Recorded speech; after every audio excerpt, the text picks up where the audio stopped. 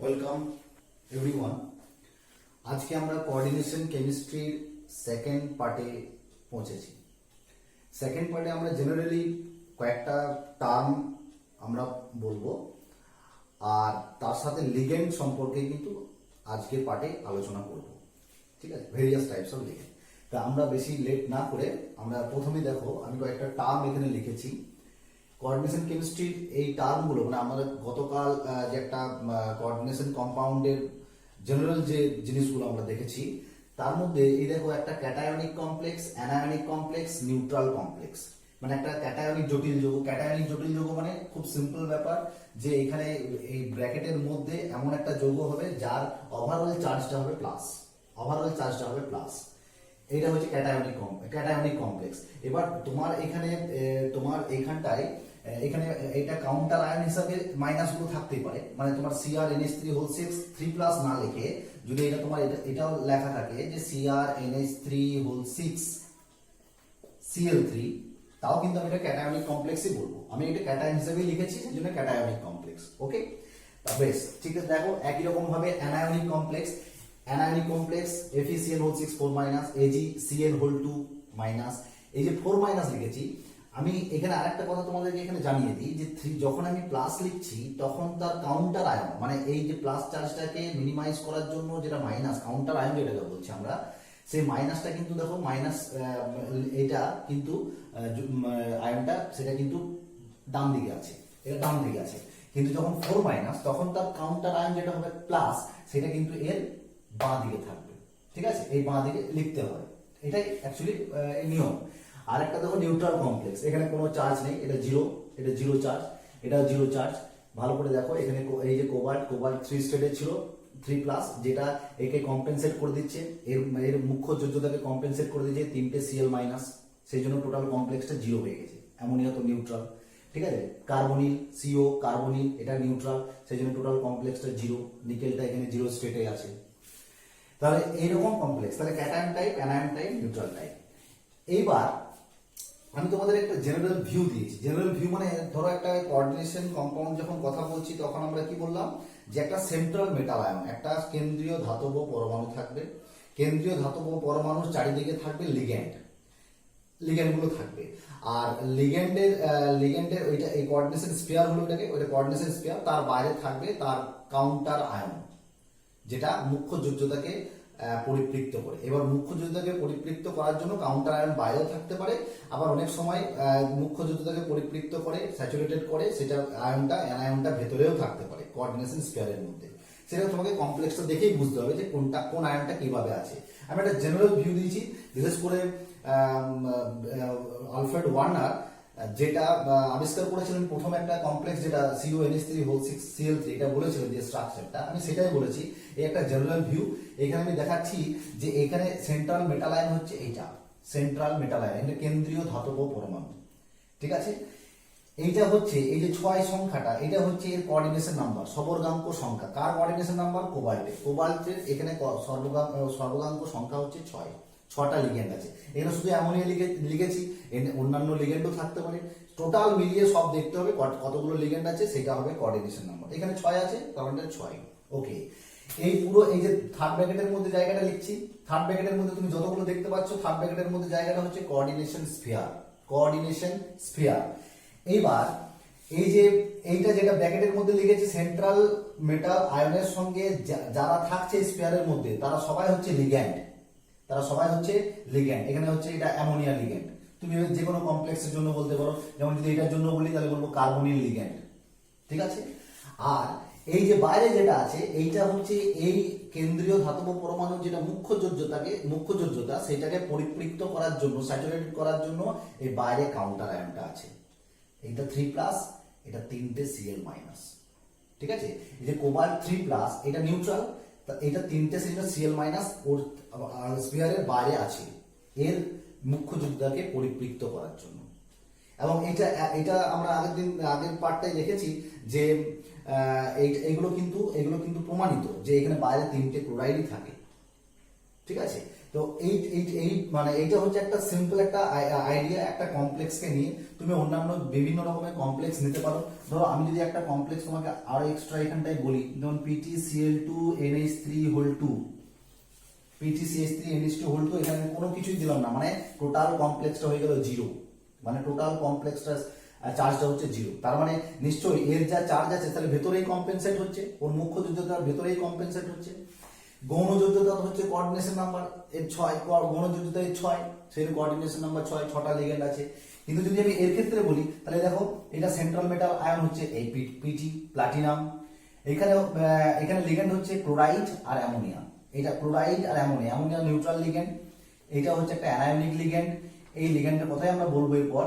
তো এই Cl minus দুটো আছে, এখানে অ্যামোনিয়া নিউট্রাল লিগ্যান্ড দুটো আছে, তাহলে এর টোটাল কোঅর্ডিনেশন নাম্বার হচ্ছে কার, প্লাটিনামের 4, দুটো ক্লোরাইড দুটো অ্যামোনিয়া। ওকে, নাও এখানে ক্লোরাইডটা দুটো আছে, টোটাল কমপ্লেক্সটা 0, তাহলে প্লাটিনামটা যে 2 স্টেটে আছে সেই এর মুখ্য যোজ্যতা যেটা হলো জারণ স্তর +2, সেটাকে পরিপৃক্ত করছে দুটো ক্লোরাইড আয়ন। সেই জন্য বাইরে কোনো কাউন্টার আয়ন নেই, পুরো কমপ্লেক্সটা হচ্ছে নিউট্রাল কমপ্লেক্স, এটা একটা নিউট্রাল কমপ্লেক্স। ঠিক আছে, এইখান থেকে কখনোই তোমার কোনো একটা দ্রবণের মধ্যে, জলীয় দ্রবণে Cl2Cl- বা অ্যামোনিয়া বেরিয়ে আসতে পারবে না, ঠিক আছে। তাহলে এইটা একটা জেনারেল ভিউ, এই ভিউটা দেখে তোমরা একটু বোঝার চেষ্টা করো। দেখো আমি এবার বোর্ডে কি লিখেছি, আলাদা কিছু টার্ম, পারফেক্ট কমপ্লেক্স, এটা ইমপারফেক্ট কমপ্লেক্স মানে অ্যাকচুয়ালি নিখুঁত আর একটা খুঁত বিশিষ্ট, খুঁত আছে। নিখুঁত কোনগুলো, নিখুঁত কমপ্লেক্স হচ্ছে সেইগুলো যেখানে কমপ্লেক্সের মধ্যে যা যা আছে, কমপ্লেক্সের এই কোঅর্ডিনেশন স্ফিয়ারের মধ্যে যা যা পরমাণু আয়ন আছে তারা নিজেদের আইডেন্টিটি বজায় রাখে। মানে এখানে জলীয় দ্রবণে এরা কখনোই আয়রন 2+ Cn- হয়ে বেরিয়ে আসবে না। তুমি এখানে সায়ানাইডে আলাদা করে টেস্ট করলে কোনো টেস্ট পাবে না, ফেরাস Fe2+ কোনো টেস্ট করলে টেস্ট পাবে না। এর নিজেদের আইডেন্টিটি, মানে এখান থেকে এখানে মেটাল আয়নটা লিগ্যান্ডগুলোকে একদম শক্তভাবে ধরে রেখেছে, তুমি জলীয় দ্রবণে এগুলোকে ভাঙতে পারবে না। তার মানে এগুলো হচ্ছে পারফেক্ট কমপ্লেক্স। ওকে, ইমপারফেক্ট কমপ্লেক্স মানে তাহলে নিশ্চয়ই তাদের মধ্যে কিছু খুঁত আছে, মানে নিশ্চয়ই ওই কমপ্লেক্সটা ভেঙে যাওয়ার সম্ভাবনা আছে। এবং হ্যাঁ, কিছু দেখা যায়, একটা কমপ্লেক্স আমি এখানে এক্সাম্পল দিয়েছি CdCN4 2-, ঠিক আছে। CdCN ক্যাডমিয়ামের সঙ্গে সায়ানিডো মানে Cn- লিগ্যান্ডটা আছে 4টে 2-, একে যদি অ্যাসিডিফাই করা হয়, মানে এর মধ্যে যদি একটু ডাইলুট HCl দিয়ে একে যদি অ্যাসিডিফাই করা হয়, মানে আম্লিক করলাম, তার মধ্যে H2S গ্যাস যদি পাস করানো হয়, তো দেখা যায় CdS এর হলুদ পদক্ষেপ পড়েছে। CdS ক্যাডমিয়াম সালফাইডের ক্যাডমিয়াম 2+, এটা অ্যাকচুয়ালি ভাঙলে কি হয় 2+ S2-, তাহলে এখানে H2S পাস করলে যদি CdS এর প্রেসিপিটেট পড়ে ইয়েলো কালার, তাহলে এখান থেকে কি বুঝতে পারছি, তাহলে নিশ্চয়ই এই কোঅর্ডিনেশন স্ফিয়ার থেকে ক্যাডমিয়াম আয়নটা বেরিয়ে এসছে, ক্যাডমিয়াম আয়নটা এখান থেকে Cd2+ হয়ে বেরিয়ে এসে H2S এর সঙ্গে বিক্রিয়া করে এই ইয়েলো প্রেসিপিটেটটা দিয়েছে। তাহলে যদি স্ফিয়ার থেকে বেরিয়ে আসে তাহলে নিজেদের আইডেন্টিটিটাকে বজায় রাখতে পারছে না, ঠিক আছে। সেই জন্য এটাকে বলছি ইমপারফেক্ট কমপ্লেক্স, খুঁত বিশিষ্ট কমপ্লেক্স, জটিল যৌগ, ঠিক আছে। আরেকটা টার্ম আছে হোমোলেপটিক কমপ্লেক্স, হেটেরোলেপটিক কমপ্লেক্স। হোমোলেপটিক কমপ্লেক্স হচ্ছে সেইগুলো মানে একই টাইপের লিগ্যান্ড আছে, মানে একই টাইপের লিগ্যান্ড মানে সেখানে লিগ্যান্ড যেমন যদি অ্যামোনিয়া থাকে, এর যেমন এর গৌণ যোজ্যতা সেকেন্ডারি ভ্যালেন্সি হচ্ছে 6, মানে 6টা অ্যামোনিয়া লিগ্যান্ডই আছে, আলাদা কোনো লিগ্যান্ড নেই। এখানে যেমন CuNH3 এখানে 4টে অ্যামোনিয়া আছে, অন্য কোনো লিগ্যান্ড নেই, মানে একই টাইপের যদি লিগ্যান্ড হয় তাহলে হোমোলেপটিক কমপ্লেক্স। যদি আলাদা আলাদা টাইপের লিগ্যান্ড থাকে স্ফিয়ারের মধ্যে, যেমন এই ধরো কোবাল্টের মধ্যে 3টে অ্যামোনিয়ার সঙ্গে 3টে ক্লোরাইড, তাহলে আলাদা আলাদা হলো একটা অ্যামোনিয়া একটা ক্লোরাইড, সেই জন্য এগুলো হচ্ছে হেটেরোলেপটিক। দেখো FeCN5NO, এখানে সায়ানিডো আছে, আবার NO একটা লিগ্যান্ড NO, তাহলে এই একটা লিগ্যান্ড আছে, তাহলে এইগুলো হচ্ছে আলাদা আলাদা ধরনের লিগ্যান্ড, সেই এই কমপ্লেক্স গুলোকে বলা হচ্ছে হেটেরোলেপটিক কমপ্লেক্স, ঠিক আছে। আশা করি এগুলো বুঝতে পেরেছো। ওকে, এইবার আমরা পড়ব লিগ্যান্ড। একে আমি এল দ্বারা চিহ্নিত করেছি, বারবার লিগ্যান্ড লেখার সময়, কমপ্লেক্স লেখার সময় আমি এল দিয়ে লিখবো সংক্ষেপে, ঠিক আছে। তো এই লিগ্যান্ডটা হচ্ছে কেন্দ্রীয় ধাতব পরমাণু চারিদিকে পরিবেষ্টিত হয়ে আছে, যেটা কি করছে, ধাতব পরমাণু সেই লিগ্যান্ডের সঙ্গে একটা আকর্ষণে যুক্ত আছে। লিগ্যান্ডগুলো কিভাবে আকর্ষণে যুক্ত হচ্ছে না, লিগ্যান্ডগুলো হচ্ছে অ্যাকচুয়ালি দাতা পরমাণু, দাতা পরমাণু, ডোনার। লিগেন্ডগুলো ডোনার আর মেটালটা হচ্ছে অ্যাকসেপ্টার, মানে মেটাল ইলেকট্রন নিচ্ছে লিগেন্ডের কাছ থেকে। তার মানে আমরা হিসাব ইলেকট্রন দেওয়া নেওয়া যদি আমরা এই হিসাবটা বলি, তাহলে সেই লুইস অ্যাসিড আর লুইস বেসের সঙ্গে অনুযায়ী আমরা বলতে পারি যে সাধারণত তাহলে লিগ্যান্ডগুলো হচ্ছে লুইস বেস, কারণ যারা ইলেকট্রন দান করে তারা বেস, লুইস বেস। আর মেটালটা হচ্ছে অ্যাকচুয়ালি লুইস অ্যাসিড, তাহলে মেটালটা ইলেকট্রন গ্রহণ করছে, লুইস অ্যাসিড। তাহলে লিগ্যান্ডগুলো দাতা পরমাণু, যেটা কেন্দ্রীয় পরমাণুর চারিদিকে পরিবেষ্টিত হয়ে আছে। লিগ্যান্ডগুলো কি করছে? লিগ্যান্ডগুলো মেটালের ভ্যাকেন্ট অরবিটালে, ফাঁকা অরবিটালে, আগেই বলেছিলাম ট্রানজিশন এলিমেন্টের ফাঁকা অরবিটাল আছে, যে ফাঁকা অরবিটালে লিগ্যান্ডগুলো জায়গা করছে। কিভাবে করছে?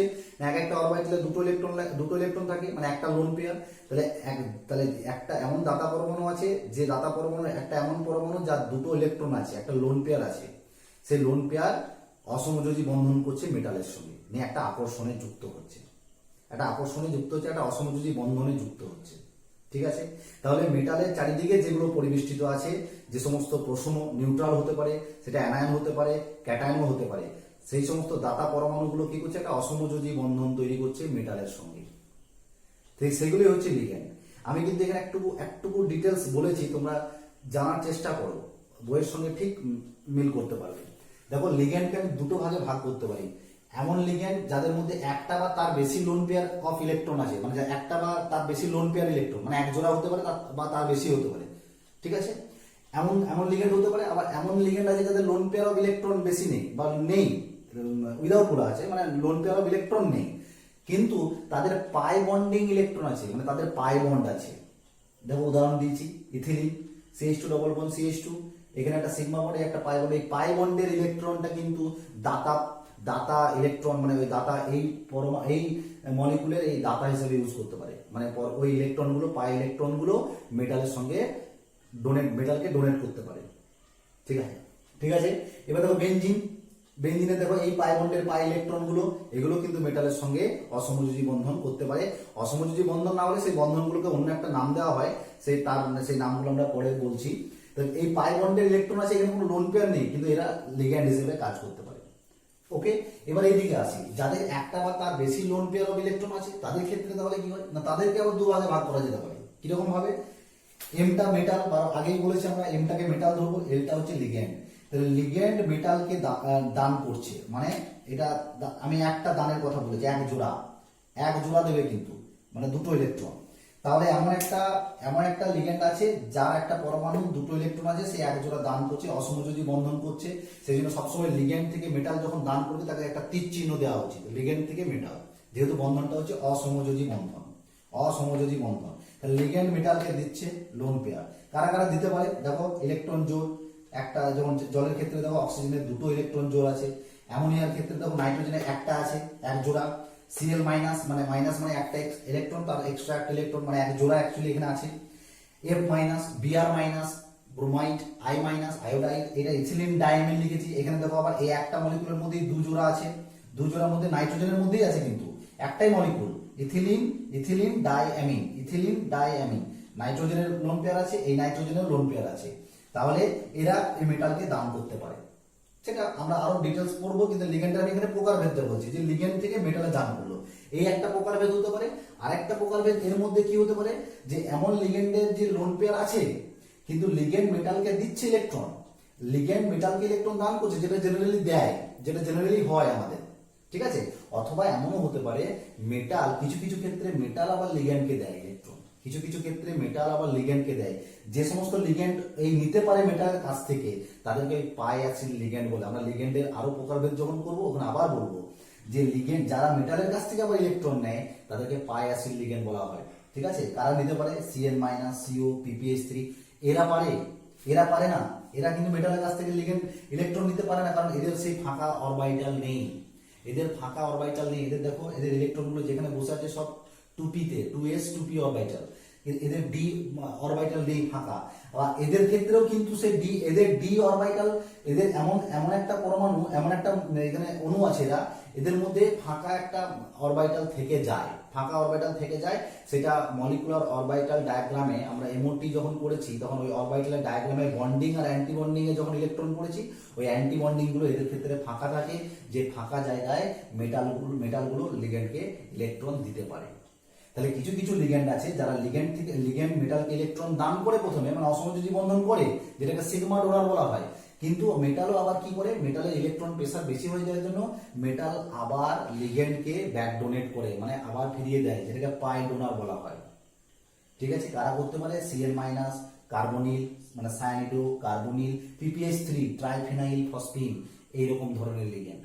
ঠিক আছে, তাহলে লিগ্যান্ডের একটা জেনারেল প্রকারভেদ পেলাম। আমার মধ্যে কথা এটা হচ্ছে যে লিগ্যান্ড কিন্তু মেটালকে দান করবে, যেটা দান করে অসমযোজী বন্ধন সেটা সিগমা ডোনার। কিছু কিছু ক্ষেত্রে এরকম কেস ঘটে, সেগুলো আমরা দেখব। ঠিক আছে, তাহলে লিগ্যান্ডের এই যে প্রকারভেদ, এই আমরা যদি দাতা পরমাণুর ভাগ করি, তাহলে দাতা পরমাণুর যদি আমরা ভাগ করি, ভাগ করলে আমাদের বিভিন্ন রকম প্রকারভেদ আমরা পাবো, সেটা এবার দেখব। দেখো, আমরা এবার লিগ্যান্ডের মানে দাতা পরমাণুর সংখ্যার উপর ভিত্তি করে আমরা ভাগ করেছি লিগ্যান্ডকে। এবার দাতা পরমাণুর সংখ্যা, দাতা পরমাণুর সংখ্যা মানে একটা কেন্দ্রীয় পরমাণুর চারিপাশে যে লিগ্যান্ডগুলো আছে, সেই লিগ্যান্ডগুলো এক একটা মলিকুলের মধ্যে বিভিন্ন পরমাণু দাতা হতে পারে। এবার দাতা পরমাণুর সংখ্যা যতগুলো যারা অসমযোজী বন্ধন করছে, সেই অনুযায়ী তাদের নাম বলা হয়, তাদের বলা হয় ডেন্টাসিটি। এই যে ডেন্টেড কথাটা থাকবে, ডেন্টিসিটি থেকে আসছে, মানে ডেন্টিসিটি বলছি যেটা সংখ্যা অনুযায়ী যতগুলো সংখ্যা থাকবে দাতা পরমাণু, তো সেই অনুযায়ী যদি আমরা ভাগ করি লিগ্যান্ডকে আমরা ভালো ভাগ করতে পারবো মোটামুটি 6টা আমরা ভাগ করতে পারবো। মানে এখনো পর্যন্ত 6টা হয়েছে: মনোডেন্টেড, বাইডেন্টেড, ট্রাইডেন্টেড, টেট্রাডেন্টেড, পেন্টাডেন্টেড, হেক্সাডেন্টেড। ঠিক আছে, এবারে মানে মনোডেন্টেড মানে আমি যদি সিম্পল মানে তুমি ডেন্টাল মানে দাঁত যদি বলা হয়, দাতা পরমাণু, তাহলে একটা পরমাণু মানে একটা দাঁত, যেটা দাতা পরমাণু হিসেবে ইউজ হচ্ছে। তাহলে এখানে দেখো মনোডেন্টেড মানে এই একটা, মানে এই যে মলিকুলের মধ্যে এই একটাই হচ্ছে দাতা পরমাণু, এই মলিকুলের একটাই হচ্ছে দাতা পরমাণু, যেটাই নাইট্রোজেন একটা লোন পেয়ার একটা মেটালকে দেবে। কাকে দেবে? একটা মেটাল আয়নকে দেবে। এই স্টোর মধ্যে অক্সিজেনই হচ্ছে দাতা পরমাণু, দুটো লোন পেয়ার আছে কিন্তু দাতা পরমাণু একটাই, অক্সিজেন, সেই জন্য এ হচ্ছে মনোডেন্টেড। এটা হচ্ছে পিরিডিন, একটাই দাতা পরমাণু নাইট্রোজেন। এখানে NO+ আছে, এখানে দাতা পরমাণু নাইট্রোজেন, এখানে দাতা পরমাণু কিন্তু নাইট্রোজেন। OH- আছে, এখানে দাতা পরমাণু অক্সিজেন। এইরকম ধরনের যেখানে একটাই দাতা পরমাণু, সেগুলো হচ্ছে মনোডেন্টেড। এরপরে যেগুলো বলবো সব বাইডেন্টেড থেকে শুরু করে, এগুলো যেহেতু একটা বেশি দাতা থাকে পরমাণু, সেই জন্য এগুলোকে পলিডেন্টেডও বলা হয়। মানে পলিডেন্টেড তুমি যদি বলো তাহলে বাইডেন্টেড, ট্রাইডেন্টেড, টেট্রাডেন্টেড এগুলো সবগুলোকে বলা হবে, হেক্সাডেন্টেড পর্যন্ত। তাহলে বাইডেন্টেড মানে পলিডেন্টেডের মধ্যে বাইডেন্টেড প্রথমে একটা নাম দিয়েছি EN বলেছি, ইথিলিন ডাইঅ্যামিন। এটা হচ্ছে ইথিলিন গ্রুপের একটা পার্ট, ইথিলিন ডাইঅ্যামিন। এই দুটো অ্যামিন গ্রুপ ইথিলিন ডাইঅ্যামিন, সংক্ষেপে EN লেখা হয়।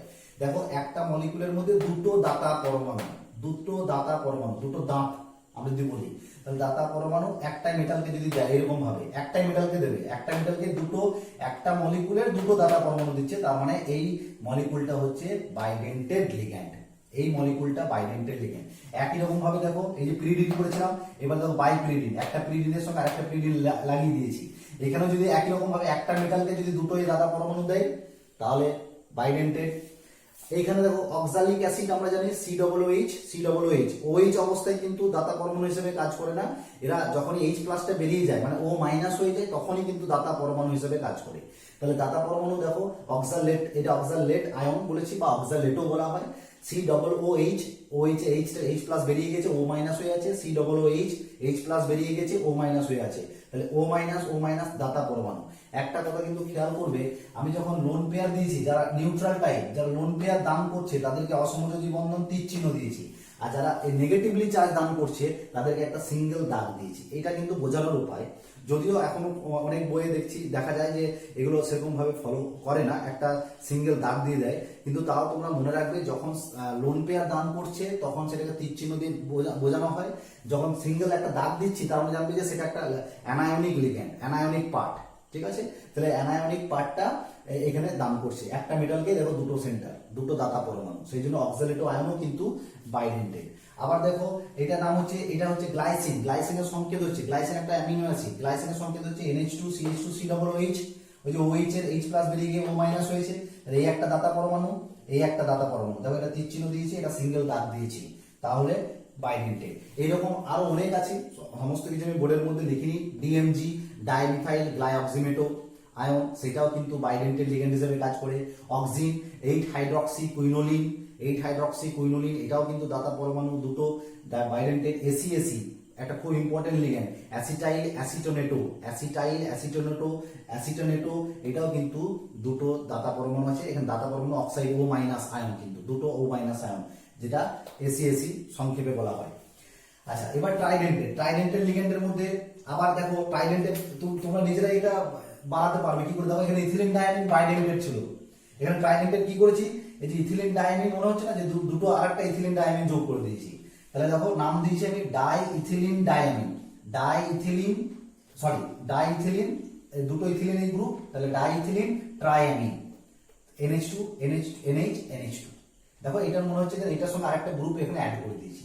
দেখো দাতা সেন্টার কটা হয়ে গেছে, একটা দুটো তিনটে, তাহলে তিনটে ডোনার সাইট, ডোনার সেন্টার, তাহলে তিনটে ডোনার সেন্টার হওয়ার জন্য এটা ট্রাইডেন্টেড।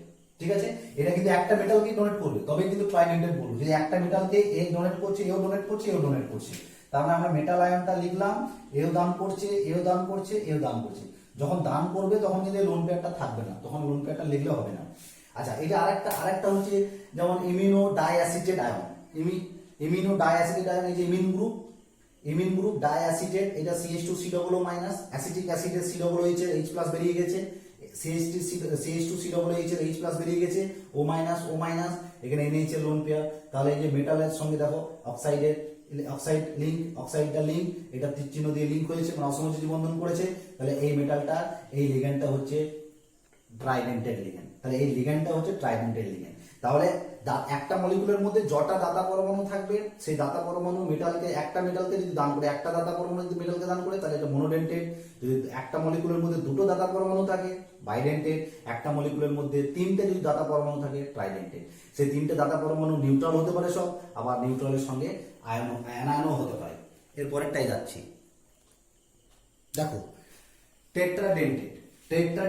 আমরা যেমন করে ট্রাইডেন্টেড করলাম তিনটে দাঁত, যেমন করে ইথিলিন ডায়ামিনকে বললাম বাইডেন্টেড থেকে ডাইইথিলিন ট্রাইঅ্যামিন, ঠিক একই রকম ট্রাইইন, মানে ট্রাইইনটা মনে রাখবে, ইথিলিন, তাহলে তিনটে ইথিলিন, দেখো এই একটা ইথিলিন, এই একটা ইথিলিন, এই একটা ইথিলিন, মনে হচ্ছে যেন জাস্ট অ্যাড করেছি ইথিলিন গুলোকে। টেট্রামিন, একটা দুটো তিনটে চারটে, টেট্রামিন। তাহলে 1 2 3 4 চারটে ডোনার সেন্টার মেটাল আয়নকে দান করছে, তাহলে টেট্রাডেন্টেড। এই একটা উদাহরণ। আরেকটা উদাহরণ এখানে করা যেতে পারে স্যালিন। এটা হচ্ছে অ্যাকচুয়ালি স্যালিস্যালডিহাইডের একটা ডেরিভেটিভ, স্যালিস্যালডিহাইড থেকে তৈরি করা হয়। স্যালিস্যালডিহাইডের সঙ্গে ইথিলিন ডায়ামিন বিক্রিয়া করলে হয়, ঠিক আছে, স্যালিস্যালডিমিন অ্যানায়ন। দেখো এটা হচ্ছে স্যালিস্যালডিহাইড গ্রুপের সংকেত কি, বেনজিন রিং CHO আর OH, CHO OH, এই CHO আর OH, এই দেখো দুটো স্যালিস্যালডিহাইড ছিল, তার সঙ্গে ইথিলিন ডায়ামিন বিক্রিয়া করেছে, এইটা গ্রুপটা তৈরি করেছে। দেখো ডোনার সেন্টার এই একটা OH এর H+ বেরিয়ে গেছে O-, এই OH এর H+ বেরিয়ে গেছে O-, তাহলে চারটে ডোনার সেন্টার হয়ে গেল। এটা নাম হচ্ছে স্যালিন, ঠিক আছে, মনে রাখবে এটা। পেন্টাডেন্টেড একটা উদাহরণ হচ্ছে এটা নাম হচ্ছে অ্যাকচুয়ালি, এটা নাম হচ্ছে EDTAH 1 2 3 3 1 2 3 EDTAH 3 actually ethylene diamine triacetic acid মানে যে অ্যাসিটিক অ্যাসিডের একটা ভাগ, এই একটা অ্যাসিটিক অ্যাসিড টাইপ, এই একটা অ্যাসিটিক অ্যাসিড টাইপ, এই একটা অ্যাসিড, ট্রাইঅ্যাসিটিক অ্যাসিড বা ট্রাইঅ্যাসিটেড আয়ন, ঠিক আছে।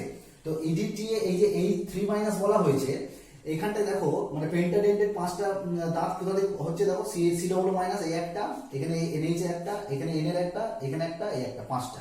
কিন্তু তুমি স্ট্রাকচারটা দেখে ভাববে যে বিভিন্ন দিকে আছে, তাহলে মেটাল আয়ন, একটা মেটাল আয়ন কি করে এই পাঁচটা নেবে, এটা কিন্তু সেরকম ভাবে নয়। একটা মেটাল আয়নে কিন্তু পাঁচটা নেবে, সেইভাবে কিন্তু মলিকুলার স্ট্রাকচারটা সেইভাবে রেডি হবে। কিন্তু একটা মেটাল আয়ন কিন্তু পাঁচটা নেবে, মলিকুলার স্ট্রাকচারটা সেইভাবে রেডি হবে। আমরা এরপরে হেক্সাডেন্টেডটা ব্যাখ্যা করব, তাহলে কিন্তু এই পেন্টাডেন্টেডটা তোমরা খুব ভালো করে বুঝতে পারবে। এরপরে হেক্সাডেন্টেডটা দেখাচ্ছি।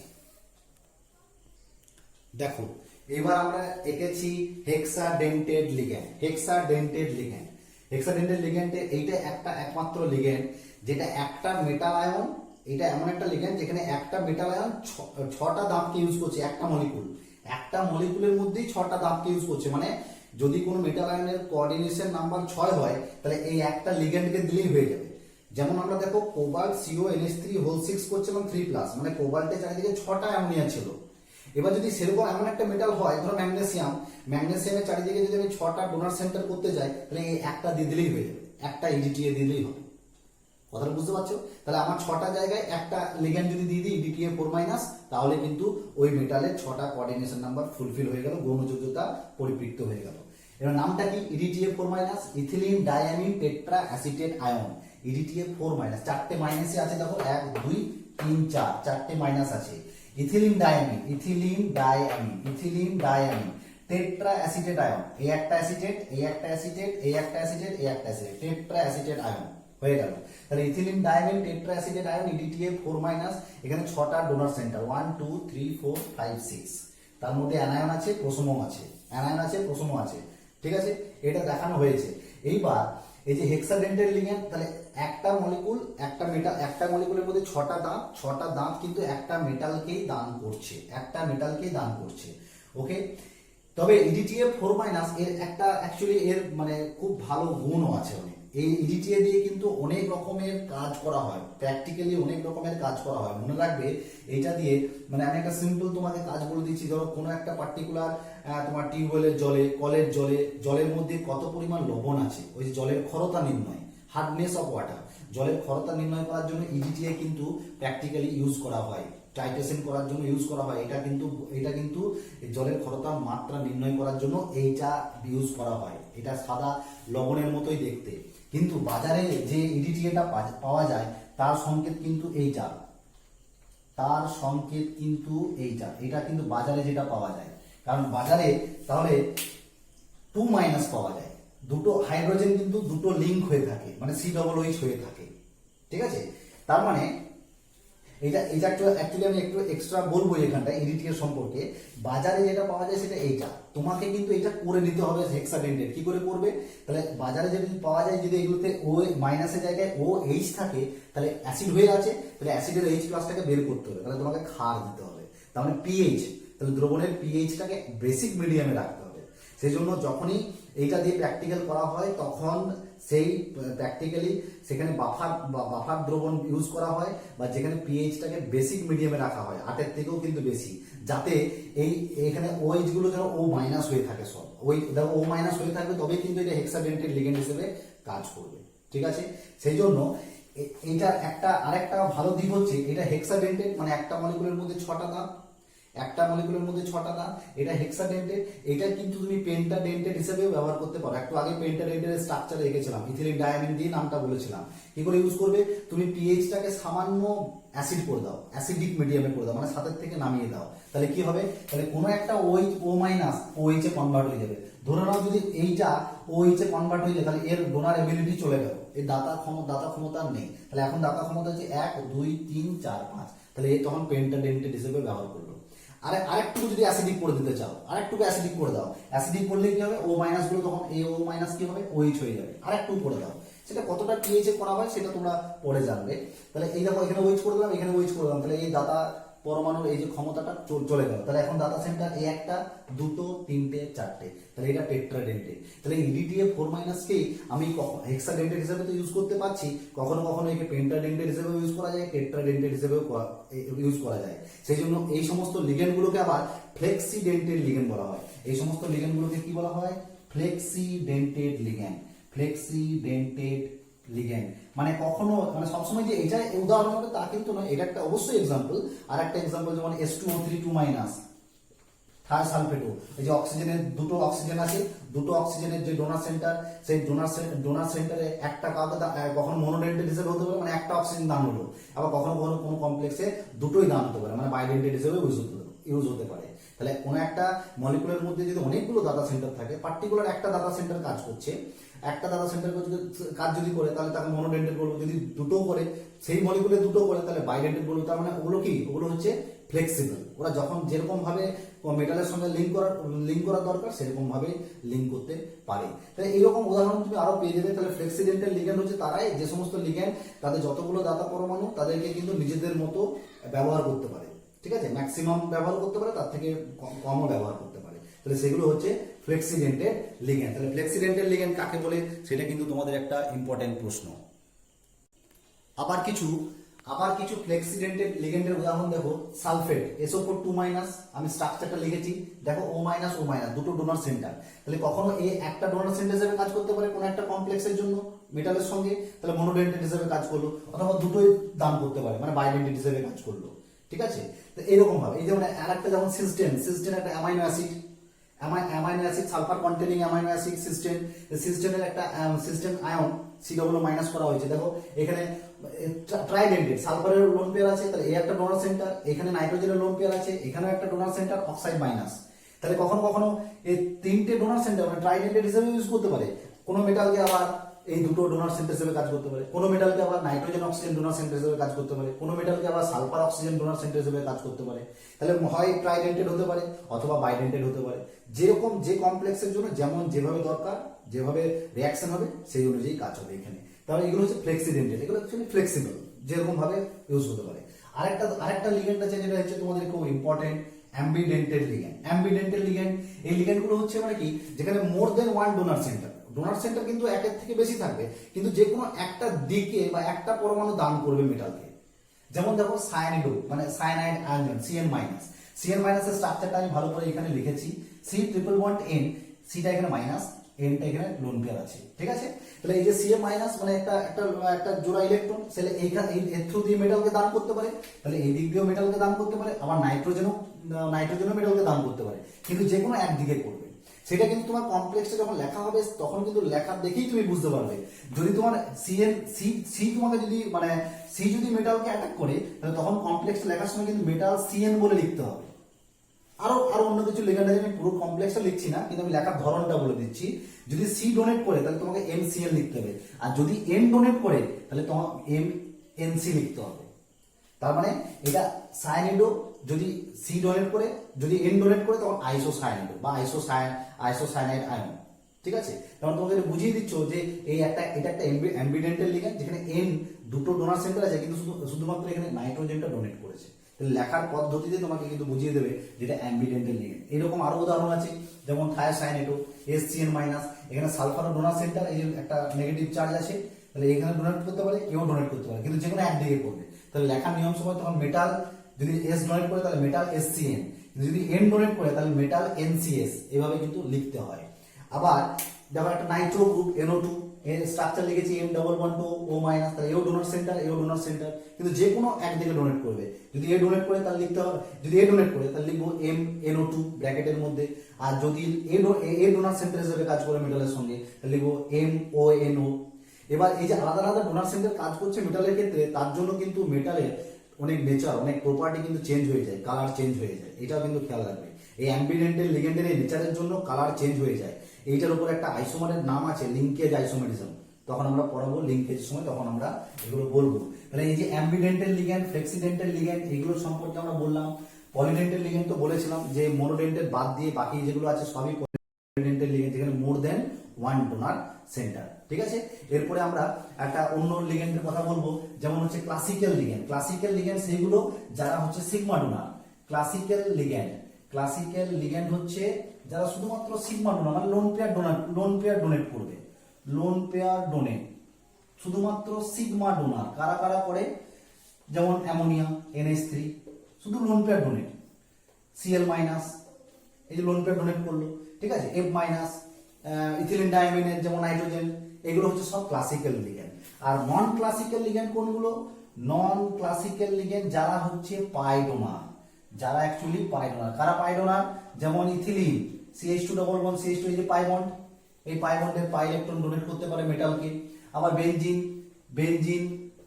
বেনজিনের পাই ইলেকট্রন দান করতে পারে। সাইক্লোপেন্টাডাইনাইল আয়ন, একটা 5 member ring, double bond minus cyclopentadienyl, সেটা আমি স্ট্রাকচার একবার এরকম করে লিখে দিচ্ছি। এইটা এই যে পাই বন্ডের থ্রু দিয়ে কিন্তু মেটালের সঙ্গে বন্ডিং করতে পারে। তাহলে যারা পাই বন্ডের সঙ্গে রিয়াক্ট মানে পাই বন্ডের ইলেকট্রনের সঙ্গে মেটালের কমপ্লেক্স হয় তাদেরকে নন ক্লাসিক্যাল লিগেন্ড বলে। যারা শুধুমাত্র সিগমা ডোনার, যেমন নাইট্রোজেন কন্টেনিং যত, যেমন পিরিডিনের ক্ষেত্রে দেখলে সিগমা ডোনার, পাইপিরিডিন সেগুলো sigma donor, CL minus, BR minus, I minus সবই হচ্ছে সিগমা ডোনার, এগুলোকে ক্লাসিক্যাল লিগেন্ড বলা হয়। এরপর আমরা অন্য লিগেন্ডের কথা বলছি। দেখো একটা অন্য ধরনের টার্ম আমরা কিন্তু লিগেন্ডের মধ্যে এখনো আছি, ডেন্টিসিটি আর হেপ্টাসিটি। ডেন্টিসিটি যে বললাম কতগুলো দাতা পরমাণু আছে সেই সংখ্যাটা হচ্ছে ডেন্টিসিটি, একটা থাকলে মনোডেন্টেড, দুটো থাকলে বাইডেন্টেড, এইরকম ভাবে।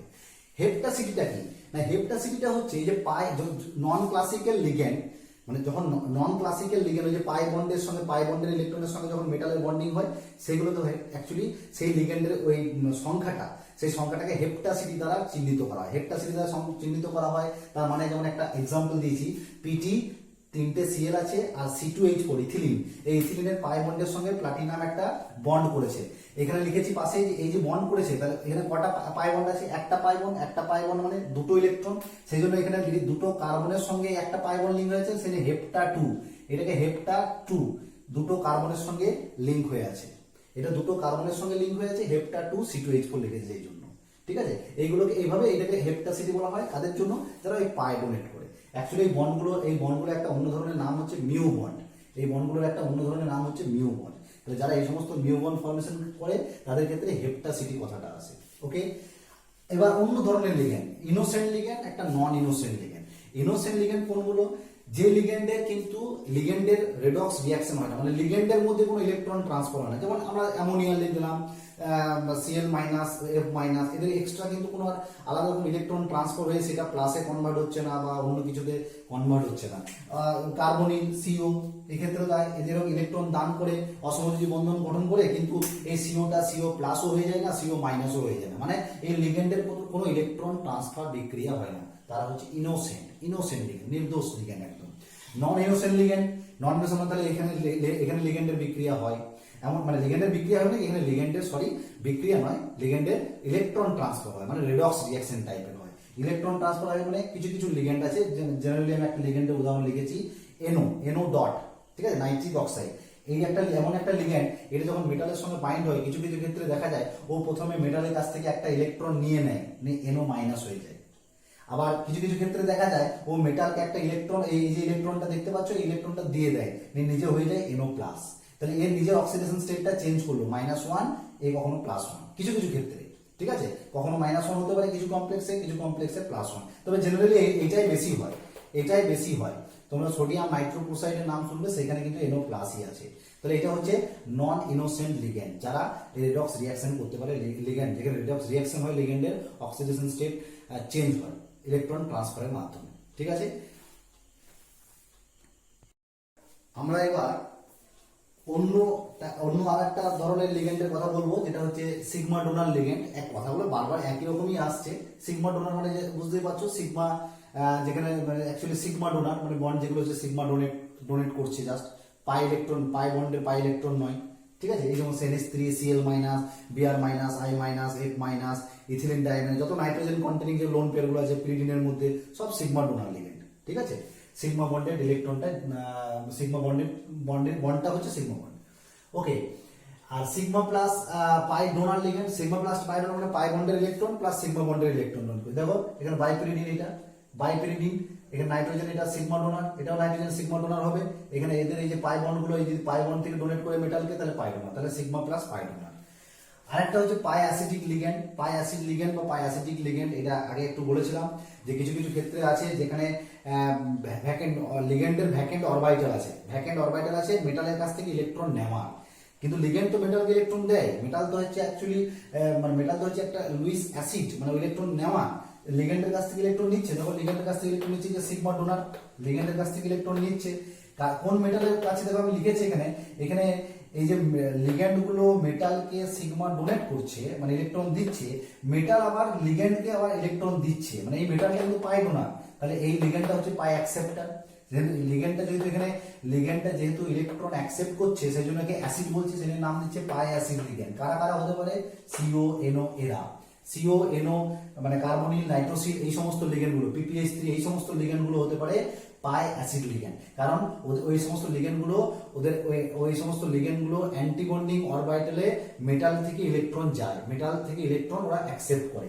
তাহলে কোন সমস্ত মেটালগুলো এই ইলেকট্রন লিগ্যান্ডকে দিতে পারবে? মেটাল তো লিগ্যান্ডের কাছ থেকে ইলেকট্রন নেয়, এতক্ষণ ধরে এটাই দেখলাম। কিন্তু কিছু কিছু মেটাল আছে যারা লো অক্সিডেশন স্টেট, লো অক্সিডেশন স্টেট মানে যাদের জারণ স্তরটা খুব কম, মানে হয় সেই মেটালটা জারণ স্তর হচ্ছে 0, অথবা মেটালটা -1 -2, মাইনাস হলে তো হবেই, প্লাসের মধ্যে হয়তো +1 বা +2, তার কিন্তু বেশি নয়। ম্যাক্সিমাম 0, -1 -2 এর ক্ষেত্রে যে সমস্ত মেটালের অক্সিডেশন স্টেট -1 -2 0 এরকম হয়, তাদের ক্ষেত্রে ওই মেটালের ইলেকট্রনের প্রেসার এত বেড়ে যায় যে ওরা আবার লিগ্যান্ডকে ইলেকট্রন দিয়ে দেয়। ঠিক আছে, তাহলে সেই সমস্ত লিগ্যান্ডগুলো হচ্ছে পাই অ্যাসিড লিগ্যান্ড। আর একটা হচ্ছে ব্রিজিং লিগ্যান্ড। ব্রিজিং লিগ্যান্ড হচ্ছে এমন কিছু কিছু লিগ্যান্ড আছে যারা দুটো মেটালকে কিন্তু একটা ব্রিজের মতো করে জাস্ট লিঙ্ক করে রাখতে পারে। যেমন দেখো আমি এখানে একটা মেটালের মধ্যে যে ব্র্যাকেট দিয়েছি, মানে মেটালের সঙ্গে অন্য কোনো লিগ্যান্ড আছে, এই একটা কমপ্লেক্স, এই মেটালের সঙ্গে অন্য কোনো লিগ্যান্ড আছে, এই একটা কমপ্লেক্স। তাহলে এই দুটো মেটাল এরা কি করছে দেখো, OH মাইনাস NH2 মাইনাস, এরা ব্রিজিং লিগ্যান্ডের উদাহরণ। এরা দেখো কিরকম করে লিঙ্ক করে রেখেছে দুটো মেটালকে, একটা ব্রিজের মতো, এগুলো হচ্ছে ব্রিজিং লিগ্যান্ড। ঠিক আছে, ওকে। আমরা এবার আরেকটা নতুন ধরনের লিগ্যান্ড সম্পর্কে পড়বো, যেটার নাম হচ্ছে চিলেটিং লিগ্যান্ড। লিগ্যান্ডের প্রকারভেদ প্রচুর আছে, মানে লিগ্যান্ডের এই শ্রেণী বিভাগটা যেটা বলছি প্রচুর আছে। এটা আরেকটা ইম্পর্টেন্ট লিগ্যান্ড, চিলেটিং লিগ্যান্ড। ঠিক আছে, ইম্পর্টেন্ট লিগ্যান্ড মানে এখানে অ্যাকচুয়ালি আমরা যে লিগ্যান্ডগুলো পড়ছি তারই বিভিন্ন রকম এই সমস্ত নামগুলো আমরা পড়ছি, ভাগগুলো। তো এই চিলেটিং লিগ্যান্ড কাদের বলা হয়? অ্যাকচুয়ালি আমি লিখছি দেখো, পলিডেন্টেড লিগ্যান্ডস, মানে যাদের one or more donor centre, যাদের একটার থেকে বেশি, 2 বা ততোধিক ডোনার দাতা পরমাণুর সংখ্যা, তাদের ক্ষেত্রে আমরা এই চিলেটিং লিগ্যান্ডের কথা বলবো। তাহলে অধিক সংখ্যক দাতা পরমাণু থাকলে কি হবে? ধরো যদি কোনো পরমাণুতে 2 বা তার বেশি যদি ডোনার সাইট থাকে, তাহলে বাইডেন্টেড বা পলিডেন্টেড সিস্টেম যদি হয়, তাহলে একটা মেটালকে যখন ডোনেট করবে, তাহলে মেটালকে যখন ইলেকট্রন দান করার পর, তাহলে যে বন্ধনটা তৈরি হবে, সেই বন্ধনটা কিন্তু তার সঙ্গে একটা বড় আকৃতি তৈরি করবে, একটা রিং তৈরি করবে। দেখো একটা এক্সাম্পল দেখো, এখানে অনেক কিছু দেখতে পাচ্ছ, আমি যেটা মার্ক করছি তুমি সেটাই দেখবে। ধরো এখানে ইথিলিন ডায়ামিন, এটা ইথিলিন ডায়ামিনের স্ট্রাকচার, ইথিলিন ডায়ামিন। দেখো এটা বাইডেন্টেড লিগ্যান্ড, দুটো ডোনার সেন্টার মেটাল আয়নকে ডোনেট করছে, তার জন্য কি তৈরি হয়েছে দেখো, একটা রিং তৈরি হয়েছে, 1 2 3 4 5 মেম্বার একটা রিং তৈরি হয়েছে। এবং এই যে সমস্ত লিগ্যান্ড গুলো এইরকম একটা রিং তৈরি করে মানে কমপ্লেক্সের স্টেবিলিটি বাড়ায়, যারা এই সমস্ত রিং তৈরি করতে পারে, সেগুলোই হচ্ছে চিলেটিং লিগ্যান্ড। এইরকম রিং ফরমেশন করবে, বলয় তৈরি করবে। ঠিক আছে, আর এরকম বলয় তৈরি করার মাধ্যমে যখন মেটাল লিগ্যান্ড এই টোটাল একটা যে কমপ্লেক্স তৈরি করবে, সেই কমপ্লেক্সের স্টেবিলিটি যদি বাড়ায় চিলেট তৈরি করার মাধ্যমে, তখন সেই স্টেবিলিটি বাড়ানোর এই যে প্রক্রিয়া, এটাকে বলছে চিলেটিং ইফেক্ট। এটাই বলছে চিলেট ইফেক্ট বা চিলেটিং ইফেক্ট, যাই বলবে না কেন। এবার এই যে রিং ফরমেশন করছে 5 মেম্বার, ম্যাক্সিমাম কেসে তুমি দেখবে 5 মেম্বার রিং। দেখো আমি ইথিলিন ডায়ামিন দিয়ে আমি একটা complex NiEn whole thrice 2+, NiEn whole thrice, দেখো 3টে ইথিলিন ডায়ামিন আছে, 3টে ইথিলিন ডায়ামিন, CH2 কে আমি এরকম ভাবে লিখেছি। এই দেখো ইথিলিন ডায়ামিন, দেখো কিরকম ভাবে রিং ফরমেশন করছে। এগুলো সব কিন্তু ডোনেট করেছে, এরকম সব অসমযোজী বন্ধন, এগুলো সবই কিন্তু অসমযোজী বন্ধন। 1 2 3 4 5 মেম্বার রিং।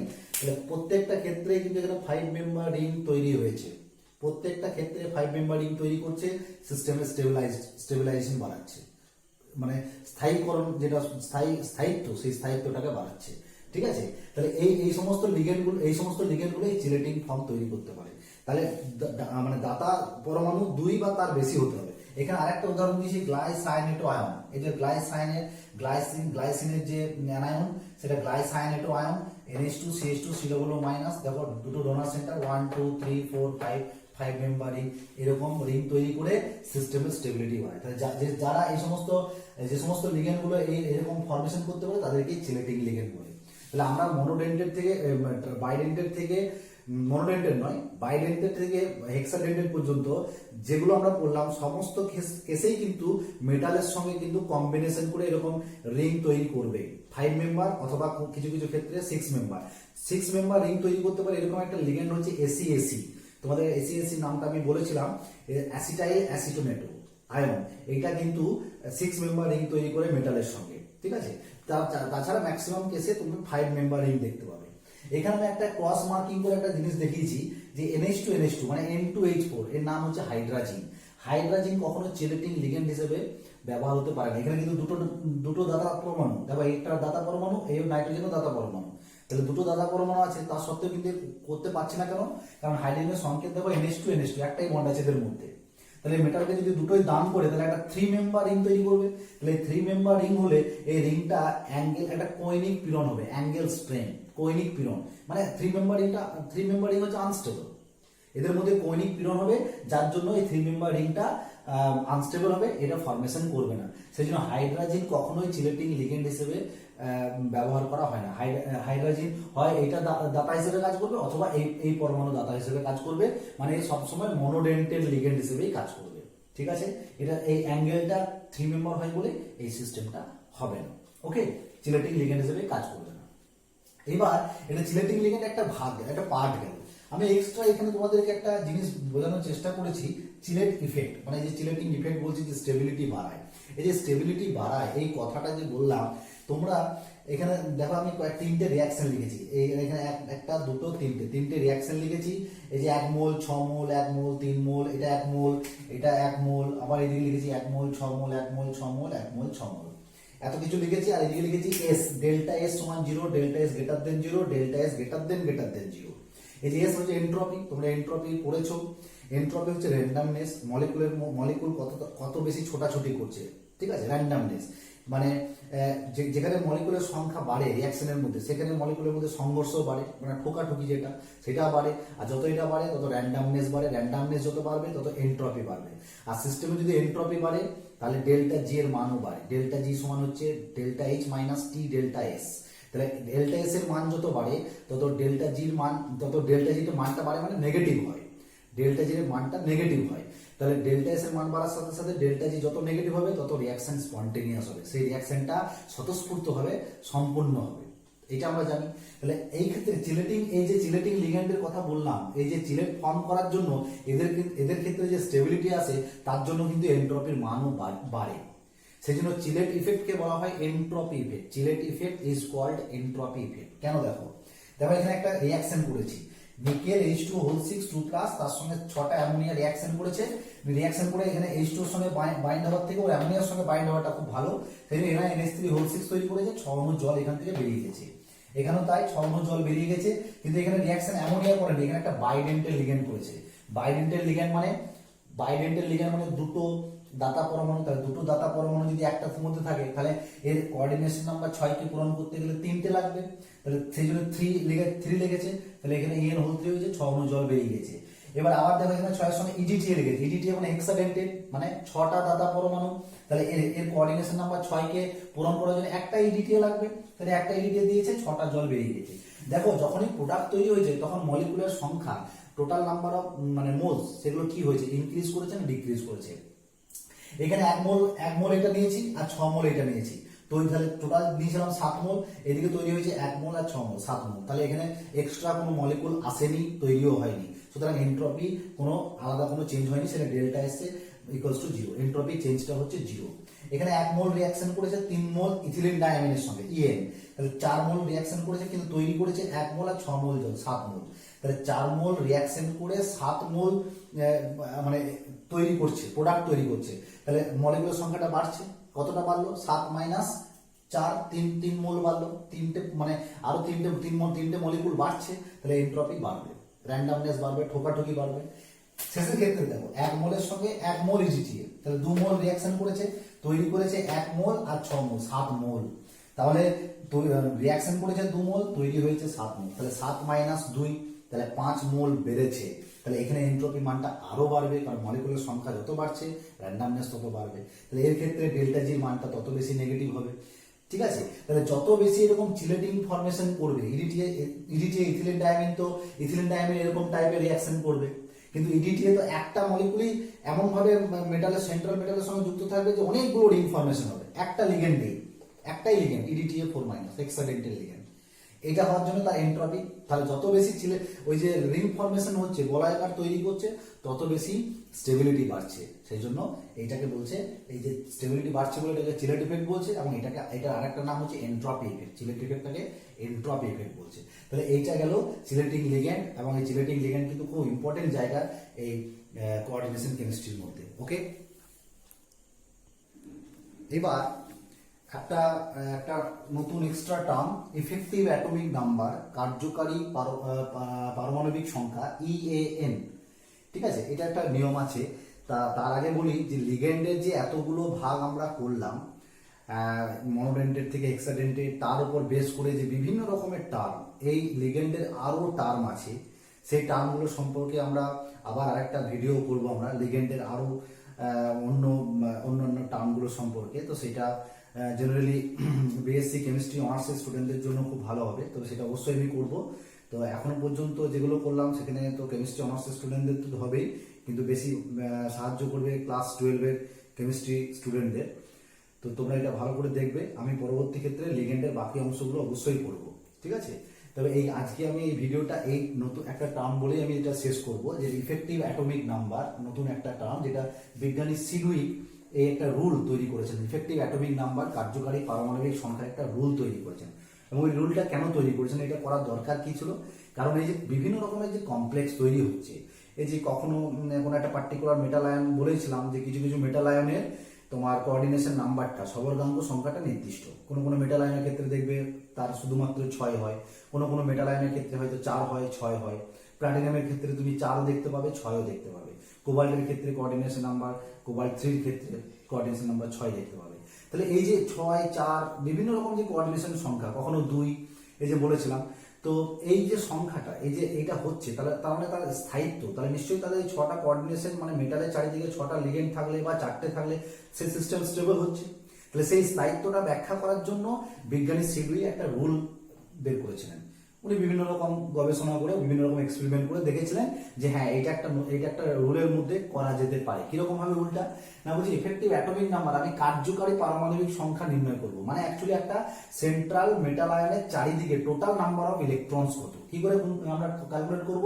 সেটা হচ্ছে অ্যাটমিক নাম্বার অফ মেটাল, মানে ধাতুর পারমাণবিক সংখ্যাটাকে দেখব, তার থেকে বাদ দেবো আমরা তার সেই মেটালের জারণ স্তর। যদি কেউ +2 থাকে তাহলে পারমাণবিক সংখ্যা থেকে 2 বাদ যাবে। যদি কেউ -1 থাকে তাহলে -1 মানে 1 যোগ হয়ে যাবে তার, ঠিক আছে? তাহলে জারণ স্তর যা হবে সেটাকে তুমি বিয়োগ করবে। এবারে বিয়োগ জারণ স্তর প্লাসের দিকে থাকবে, মাইনাসের দিকে যা থাকবে, যাই থাকবে না কেন তুমি এখানে বসাবে। +2 into number of ligands, 2 into number of ligand, 2 গুণিত লিগ্যান্ডের সংখ্যা, ঠিক আছে? এবার এইখান থেকে আমি যদি ক্যালকুলেট করি, তাহলে ক্যালকুলেট করে উনি দেখছেন যে ম্যাক্সিমাম কমপ্লেক্সের ক্ষেত্রে এই কার্যকারী পারমাণবিক সংখ্যার মানটা একদম নিষ্ক্রিয় গ্যাসের পারমাণবিক সংখ্যার মানের সঙ্গে একদম ম্যাচ করে যাচ্ছে, মিলে যাচ্ছে। তার মানে এরা নিষ্ক্রিয় গ্যাসের একটা কনফিগারেশন পাচ্ছে, যার জন্য এই কমপ্লেক্সগুলো স্টেবিলিটি পাচ্ছে। তাহলে এই কমপ্লেক্সগুলো স্থায়িত্ব ব্যাখ্যা করার জন্য এই একটা রুল। এবার যদি এটাকে আমরা একটা এক্সাম্পল থেকে দেখি, যেমন ধরো CONH3 3+, যে কমপ্লেক্সটা আমরা বারবার লিখেছি বার্নারের পর থেকে, একদম টেজার্টের কাছ থেকে আমরা লিখছি, বিজ্ঞানী টেজার্ট। তো এই যে কমপ্লেক্সটা লিখেছি, দেখো কোবাল্ট, এখানে কোবাল্টের অ্যাটমিক নাম্বার কত? 27।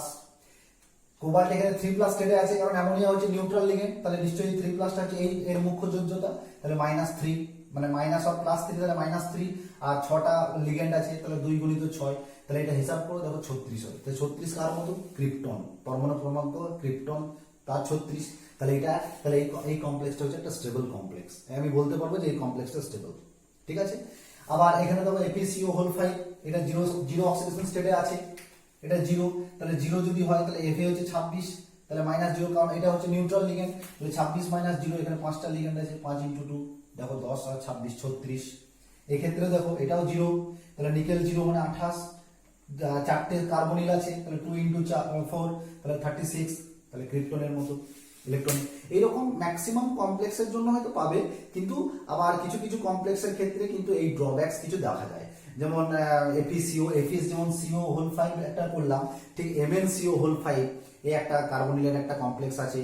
আরো বিভিন্ন রকম কমপ্লেক্স আছে, যেমন কোবাল্ট 3 ছাড়া 2 এরও কিছু কমপ্লেক্স আছে যেগুলো কিন্তু তোমার ওই হয়তো ক্যালকুলেশনে মিলবে না।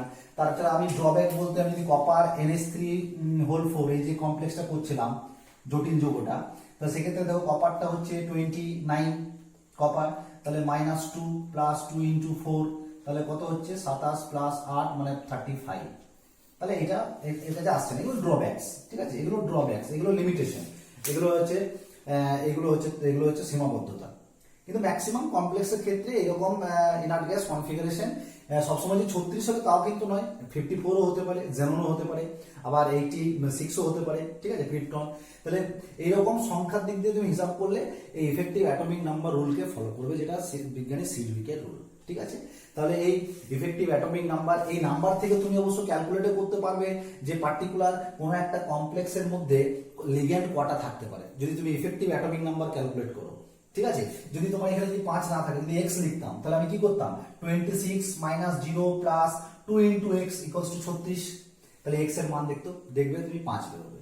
তার মানে তুমি পার্টিকুলার একটা কমপ্লেক্সের সঙ্গে লিগ্যান্ড কটা থাকবে, তুমি যদি এই রুল অনুযায়ী তুমি ব্যাখ্যা করো, তাহলে কিন্তু তুমি পার্টিকুলার ওই লিগ্যান্ডের সংখ্যাও পেয়ে যাবে, ঠিক আছে। এটা ক্যালকুলেশন, মানে কোশ্চেন যদি উল্টো ভাবে ঘুরিয়েও দেয় এটা, তাহলে তখন তুমি নাম্বার অফ লিগ্যান্ডস এর সংখ্যাটা, নাম্বার অফ লিগ্যান্ড সেটাও তুমি বের করতে পারবে, ঠিক আছে। তাহলে আজকে আমরা মোটামুটি লিগ্যান্ডের সম্পর্কে একটা ধারণা দিলাম, সঙ্গে কার্যকরী পারমাণবিক সংখ্যা সম্পর্কে বললাম। তো লিগ্যান্ডের বাকি যে টার্মগুলো আছে সেগুলো পরবর্তী ভিডিওতে আমরা করব। তো আমরা এখন এর পরের ভিডিওতে অ্যাকচুয়ালি আমরা স্টিরিওকেমিস্ট্রি, মানে এই যে কমপ্লেক্সের স্টিরিওকেমিস্ট্রি, আইসোমেরিজম এই সম্পর্কেই আলোচনা করব। ওকে, দ্যাটস অল, থ্যাংক ইউ।